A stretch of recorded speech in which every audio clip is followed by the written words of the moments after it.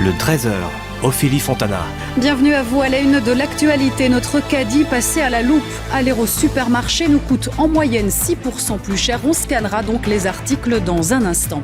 Un anniversaire aussi, celui du plan de relance. Un an après, nous verrons comment les 5,9 milliards d'euros sont utilisés. Explication avec Laurent Enrard.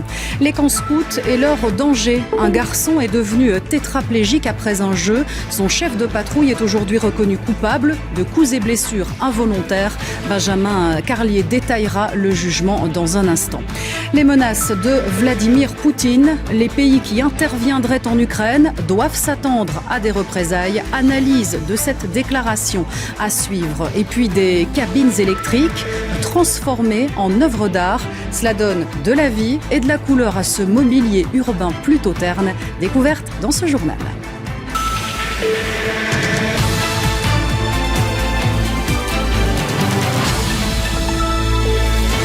Bonjour à toutes et tous. Dans la suite de ce journal, une femme afro-américaine vient d'arriver à bord de l'ISS. C'est une première dans la Station spatiale internationale. Les ports de Zeebrugge et d'Anvers se fusionnent pour des raisons économiques et écologiques. Stéphanie Lepage nous l'expliquera dans un instant. Et puis découverte d'un garage, pas comme les autres, pas de voiture à l'intérieur, mais bien un salon de coiffure.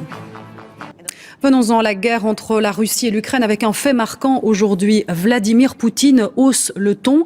Le président russe menace les pays qui seraient tentés d'intervenir. La riposte sera rapide, dit-il. Alors comment interpréter ces propos ? Fait-il allusion à l'arme nucléaire ? Décodage avec Karima Saïdi et Eric Destiné. Des applaudissements au moment de l'arrivée de Vladimir Poutine.